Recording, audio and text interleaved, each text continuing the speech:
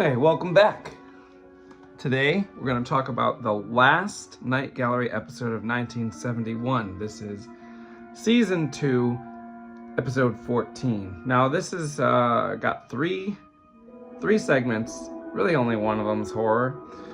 So we'll go through the other two quickly. The first one is called The Different Ones. Here's a little image of the different ones. As you can see, this guy looks a little different than most people. Basically, this is a teenager who is very upset that he looks different than everyone else. You find out partway through the segment that it actually takes place in the future. And his father's solution to his son's unhappiness is to send him off to another planet where maybe he'll fit in better. Dana Andrews plays the father.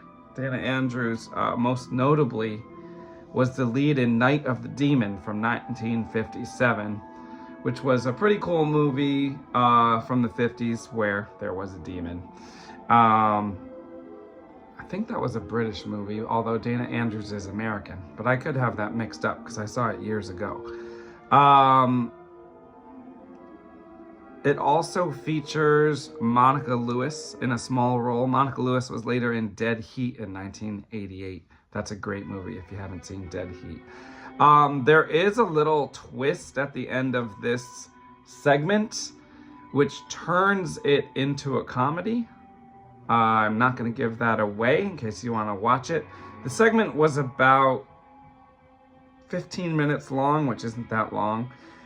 So it didn't really go that deep into the story. I'd probably give this one like a 6 out of 10, and I'm probably being generous. The next segment was called Tell David. Now here's a little scene from Tell David. This was a very Twilight Zone-esque type segment. Not horror, kind of a time travel thing, but with a Twilight Zone type twist to it. Basically, one of the women in here, played by Sandra Dee, who was in the Dunwich Horror in 1970, which I did a video for. It's a cool H.P. Lovecraft story.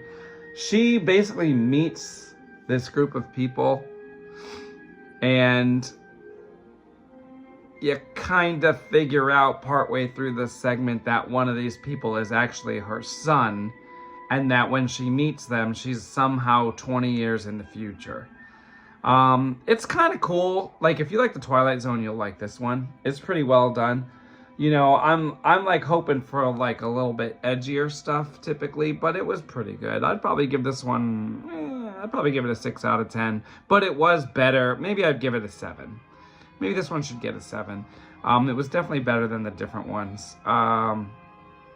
So that's pretty much that one. And then finally, we have the most interesting segment, in my opinion. Although it was short, all 3 of these are about roughly 15 minutes each. And this one's called Logoda's Heads. And what we have here is someone is searching for his brother who has been missing in Africa, I think. Actually, not 100% sure it's Africa. It may be Haiti, but it might be Haiti or it might be Africa. I'm not sure if they say. I'm not sure if they say, actually. But there is like a witch doctor in it, and there are a bunch of shrunken heads hanging from that beam there. So Patrick McNee, who was in The Howling, is one of these 2 guys. And then Brock Peters is the witch doctor. He was in To Kill a Mockingbird in 1962 and Soylent Green in 1973. It also features Denise Nicholas, who was in Blackula in 1972, which is a great movie that I have not done a video for yet. And later she was in Ghost Dad, which is a movie I saw a bunch of times when I was a kid. But this one was pretty good, although to be honest, I'm not really sure how sensitive it is. I don't know enough about the culture they're trying to include here to know if it's done in a sensitive way. In other words, it might be racist. But I'm not sure, because if this is like something that these people did authentically, which is possible, but possible that it's not the case, then that would be okay. But if this is based off a stereotype, which it very well may be, then not so good. So I didn't do enough research to know which way is the case here. I do know that there have been multiple voodoo movies made over the years where they were either made by Black directors or made with the help of actual Haitian people. So like those ones are all okay. This one, I don't know what they really did. I'm guessing they kind of just jumped into it to make like a voodoo type story.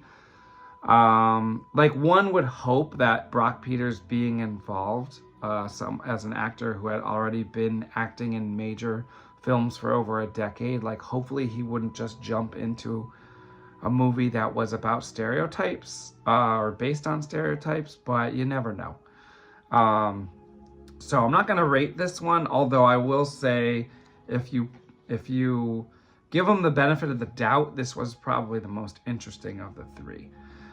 So that's it for season 2, episode 14. That's it for 1971 episodes of Night Gallery.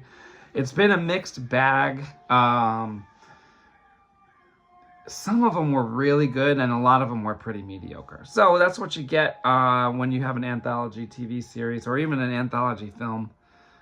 It's very rare to find like a really good one. Like Creepshow is probably the best one I can think of offhand. But that's it for 1971. I think this one came out like December 29th, right before the new year. So we'll see you next time, hopefully for something from 1972. Thanks for watching.